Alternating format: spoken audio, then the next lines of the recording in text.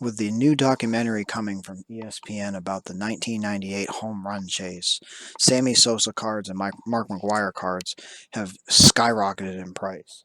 However, in 1998, those were certainly not the only two players hitting lots of home runs.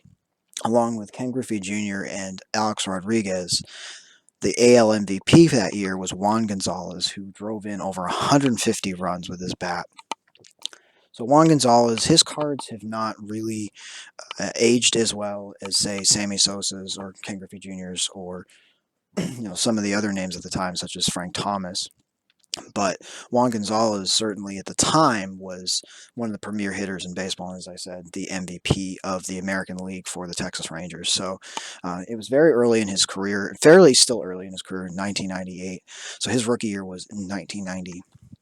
And as you can see here, today we're looking at his 1990 Bowman Tiffany PSA 9. So not his base Bowman, his Tiffany. So the Tiffany, the set isn't actually called Bowman Tiffany. For those of you who are unfamiliar with the Tiffany set, so they were a collector's edition of the regular set that were only available in box sets that you could get from hobby shops. And I think you could get them direct order as well from Topps. Topps, of course, produces Bowman. So while there isn't an exact print run for these, there probably are only several, maybe tens of thousands of these compared to the hundreds of thousands, if not millions, of other cards. Similar looking cards. So the difference with the Tiffany cards is they have a glossy front and they have a different, a little bit lighter card stock. So on the back, so it's actually a higher quality card stock, but I mean lighter in color. So the Bowman Tiffany cards. 90 Bowman in itself, just regular Bowman, is not exactly the most common set either. And with the with all of the different cards that have been going up recently, for example, um, with with even Frank Thomas. Frank Thomas has a rookie card in the set as well. And we'll take a look at the PSA populations. But the reason that these are so valuable in PSA 9 is these cards are very hard to find in PSA 10, as we'll take a look at in a moment. So we're going to take a look at the population report for this set. So in this set, there's a number of cards that are worth looking at, but as you can take a look at the Juan Gonzalez right here, there's only 1,114 of this card graded, and only 209 of those are 10s, and those tend to go for well over $100.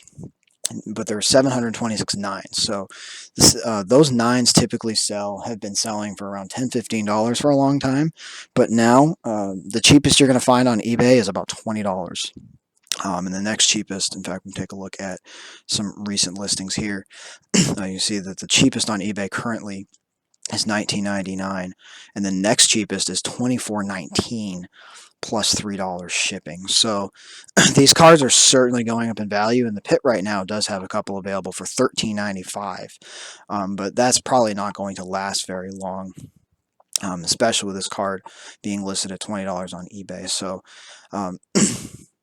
with that upcoming documentary, it's very likely that Juan Gonzalez will come up in that documentary. Of course, McGwire and Sosa were both in the National League in 1998, but I'm sure that Ken Griffey Jr., who hit 56 home runs that year, A-Rod, who had more hits that year than anyone, of course, they both played for the Seattle Mariners at that time.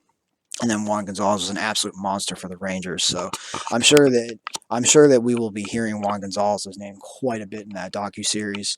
It'd be kind of impossible to not mention him, being that he was the MVP that year for the American League. So we'll definitely be hearing about Juan Gonzalez. So I do expect that, well, obviously his cards have not skyrocketed 4 or 5 times like some of the Sosa and McGwire cards.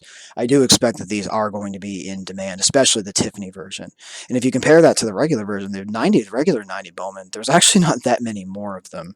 There's 2,500 of those, only 353 10s and 1,700 9s. So that card is a little bit more affordable.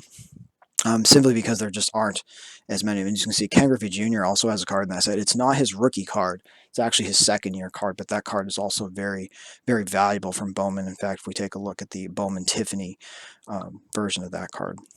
There's quite a few out there as well. So that might be a card worth looking at as well, even though it's not a rookie card. So yeah, definitely if you're interested in buying Juan Gonzalez cards, this is probably the time, and this is probably the best card to get, simply because it is, his sort of his official rookie card. And the Tiffany version, while it's not so much rarer than the regular version, to make it extremely valuable, it's certainly the most valuable of his cards. There were just so many of these printed. So many of his other cards and tops and Fleer were so printed that you can get the PSA 9s for $5 or less. So this is the card if you want to get in on Juan Gonzalez cards now, if you want to buy these in quantity, if you want to buy these just at all for even just your collection, this is definitely the time to buy them, because when that documentary drops in June, I think people are going to remember Juan Gonzalez and how much of a force he was at the plate. And of course, we've already talked about Ken Griffey Jr. and A-Rod.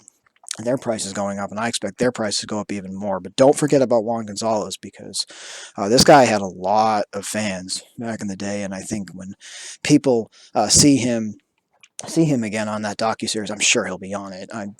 It's not too much of a stretch to assume that, and his cards are already moving, so definitely watch out for Juan Gonzalez.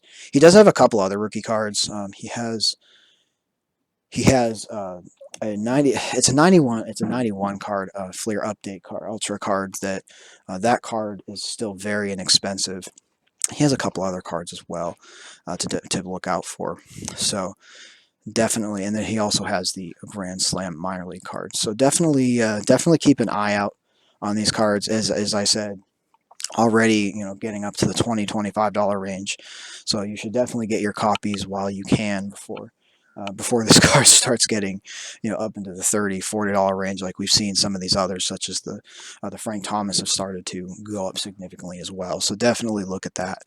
So yeah, so let me know what you guys think of the Juan Gonzalez cards. Is this a guy that you think has been massively undervalued? He's not a Hall of Famer. He did fade, sort of. He had kind of a very high peak, and he did sort of fade rather quickly a few years after this. So there's always, of course, the PED allegations against him. So let me know what you guys think of Juan Gonzalez. Do you think that he is a good investment going forward? Even just from a collector standpoint, I think that this card is definitely worth looking into, even just to have as part of your collection, especially considering there only are so many of these out there. So take care, everybody, and happy collecting.